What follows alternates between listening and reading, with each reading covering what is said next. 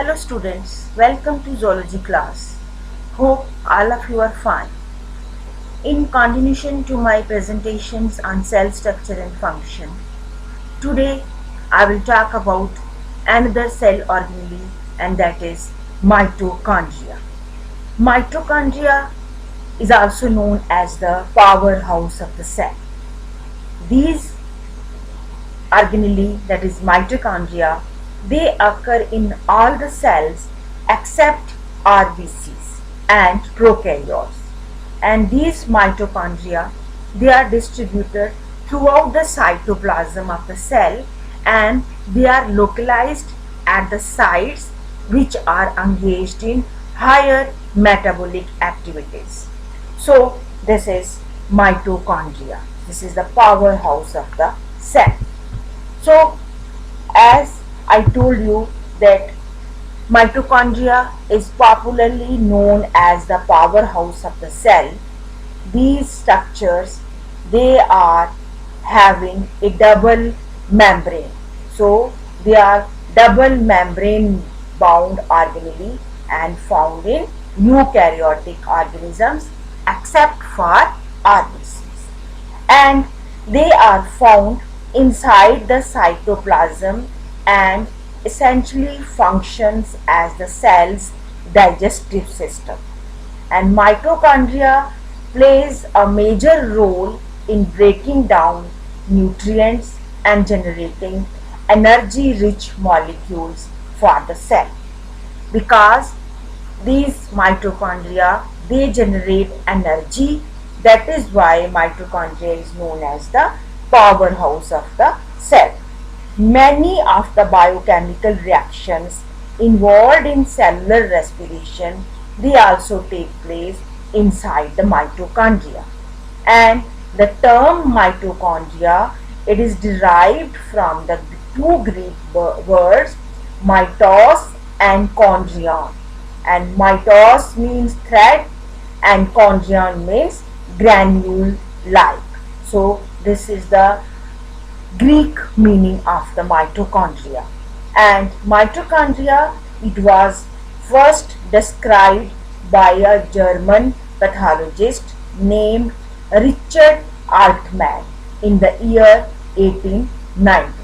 Now you know that mitochondria is known as the powerhouse of the cell because it generates energy, and it was described by a German pathologist whose name was Richard Altman, and in the year 1890. And the term mitochondria is made up of two words, mitos and chondrion. Mitos means thread and chondrion means granule-like. These are the two Greek words, and these mitochondria are present more on those sites where there is higher metabolic activity, because where there is higher metabolic activity, more energy is required. So they generate energy rich molecules for the functioning of the cell. So this is mitochondria. Now if we see the structure of mitochondria, so mitochondria is a double membrane rod shaped structure found in both plant and animal cells. So it is present in the cells of both plants as well as in animals, and it is a double membrane organelle of the cell present in the cytoplasm, and its size ranges from 0.5 to 1 micrometer in diameter, and the structure comprises of outer membrane, inner membrane, and a gel-like matrix. So if we talk about the structure of the mitochondria, it has two membranes, the outer membrane and the inner membrane, and inside it there is a gel-like material which is known as matrix. So outer membrane and inner membrane, they are made up of proteins and phospholipid layers separated by intermembrane space. It means there is a space between the outer membrane and the inner membrane, and that space is known as intermembrane space. Intermembrane space. So the outer membrane and inner membrane, they are made up of proteins and phospholipids, and there is a space between these two membranes which is called as intermembrane space. And if we talk about, first of all, outer membrane, it covers the surface of the mitochondrion, and it has a large number of special proteins known as porins. So outer membrane, as I told you, is made up of proteins, and those proteins are known as porins, and the outer membrane covers the surface of the mitochondrion on the outer side. And this outer membrane, it is freely permeable to ions, nutrient molecules, energy molecules like ATP and ADP. It means that ADP and ATP, then nutrient molecules, then ions, they can move freely through this outer membrane of the mitochondria. Then next to it comes the inner membrane. The inner membrane of mitochondria, it is complex in nature because it is not straight, but it has many folds that form a layered structure, and those folds are called as cristae, and this helps in increasing the surface area inside the organelle. It means after the outer membrane, on its inner side there is present the inner membrane, but inner membrane, it has many folds, and those folds are called as cristae. And why cristae are present? Because cristae helps in increasing the surface area inside the mitochondria. And if you see here in this diagram, this is the ultrastructure of mitochondrion. So this is the outer membrane, and this is the inner membrane. This is inner membrane, but this membrane is folded. So this is inner membrane. This is whole of this is inner membrane, and this is folded. And these folds, they are known as cristae. So this is the main structure, that is the outer membrane on the outer side. Then this is inner membrane. This inner membrane has folds, and those folds are known as cristae. And in between the outer membrane and the inner membrane, there is intermembrane space. So this is the intermembrane space, and the cristae and the proteins of the inner membrane, they aids in the production of the ATP molecule. That is, the ATP molecule is adenine triphosphate molecule. This is the energy molecule, and production of ATP molecule, it is done by the cristae and the proteins of the inner membrane. As I told you that both the membrane, outer as well as inner membrane, they are made up of the proteins, and inner membrane is strictly permeable only to oxygen and ATP molecules, and a number of chemical reactions take place within the inner membrane of the mitochondria. As I told you that outer membrane is freely permeable to many things, but inner membrane is permeable to only oxygen and ATP. It means only oxygen and ATP molecules can pass through this inner membrane. So this is outer membrane, then inner membrane, and outer membrane is smooth and inner membrane is folded, and these folds are known as the cristae, and in between the outer and inner membrane, it is the intermembrane space, and in the center, this is the matrix. So this is the structure of the mitochondria.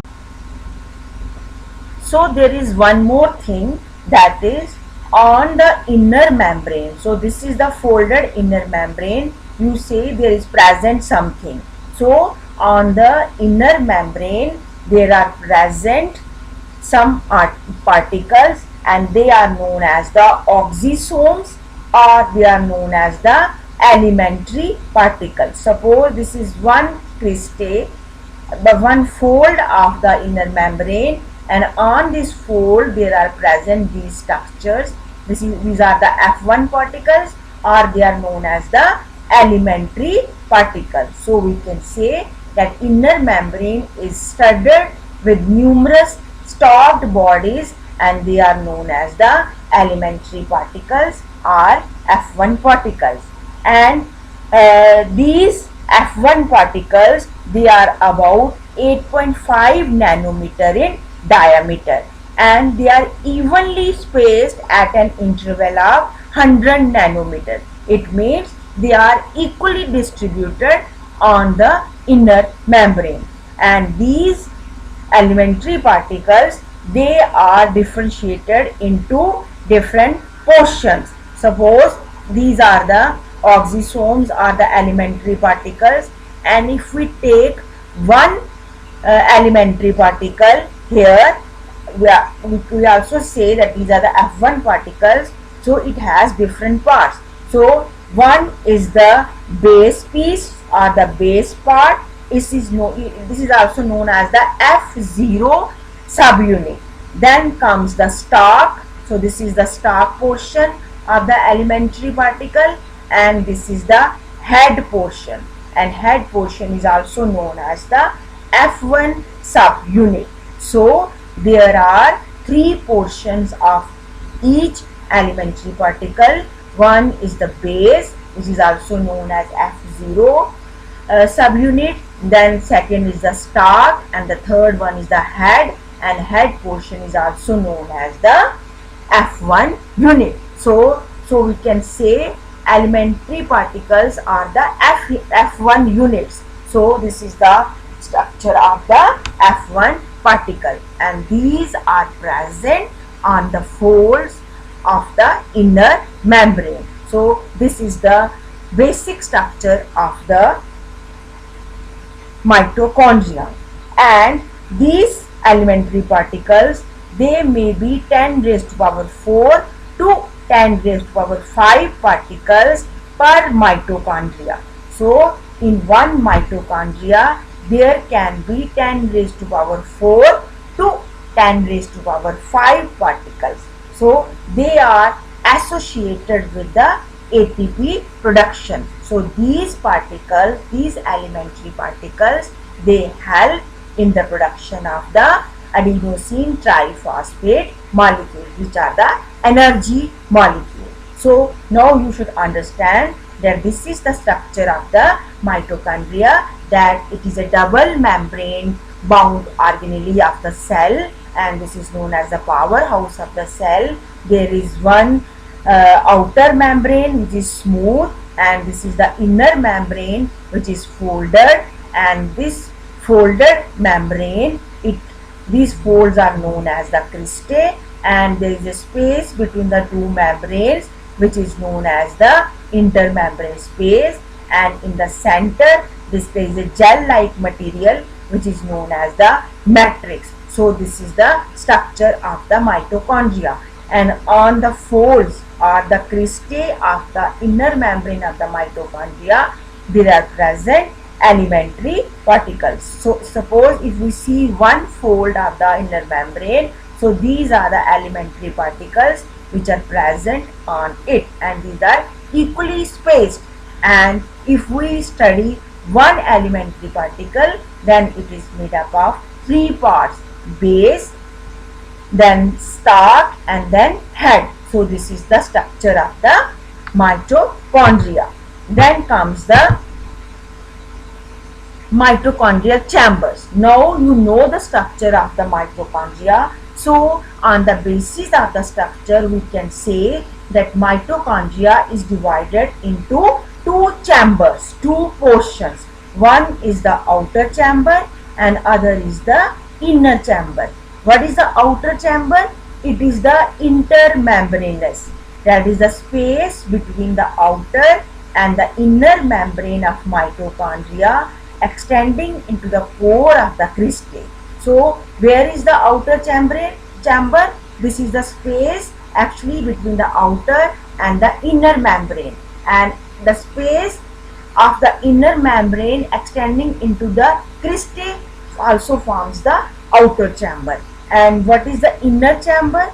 It is the space enclosed by the inner membrane. So the space inside the inner membrane, it forms the inner chamber, and it is a wide space, and in this there is a present gel-like material which is known as matrix. So there are two chambers on the basis of its structure. So what is present in the mitochondrial matrix? So mitochondrial matrix, it is a viscous fluid which contains a mixture of enzymes and proteins, and it also comprises ribosomes, inorganic ions, mitochondrial DNA, nucleotide cofactors, and then organic molecules.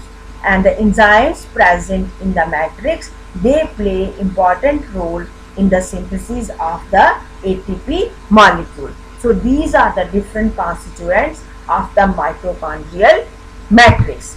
Then this is again the structure of mitochondria shown very clearly. So this is the mitochondria, which is known as the powerhouse of the cell, which generates or produces ATP molecule. So this is the outer membrane. So this one is the outer membrane, as you see here. This is the outer membrane. Then this one is the inner membrane. So this is the inner membrane which has folds, and these folds are known as the cristae. So this is outer membrane, this is inner membrane, and this is cristae. So the space between the outer membrane and the inner membrane, it is known as the intermembrane space.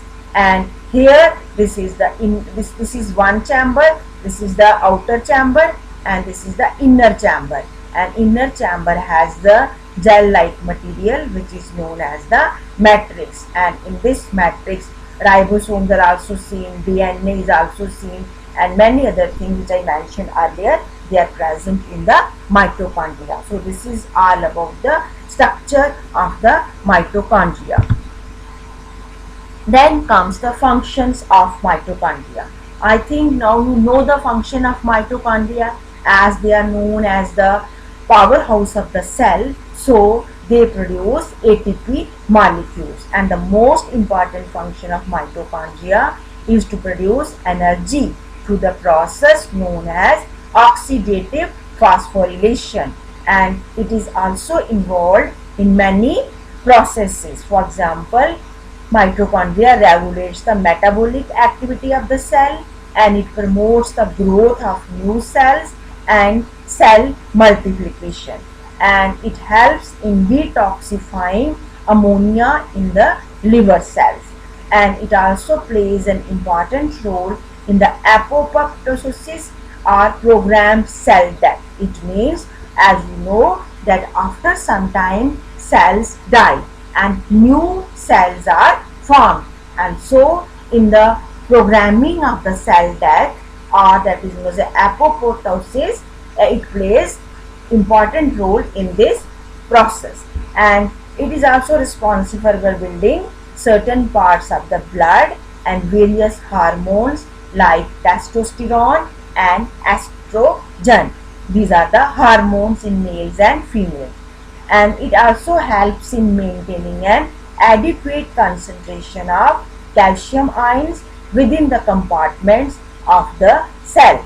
And mitochondria is also involved in various cellular activities like cellular differentiation, cell signaling, and controlling the cell cycle, and it also helps in cell growth. So these are the functions of the mitochondria.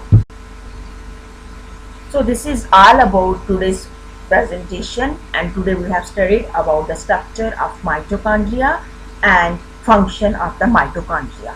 Now I will send you study material, then you have to prepare notes by combining the material of the presentation as well as the study material. Then you have to go through this presentation and the notes, and if you find any difficulty in understanding the topic, you can note down those points, and when you come for virtual class, then we can discuss those doubts. Thank you.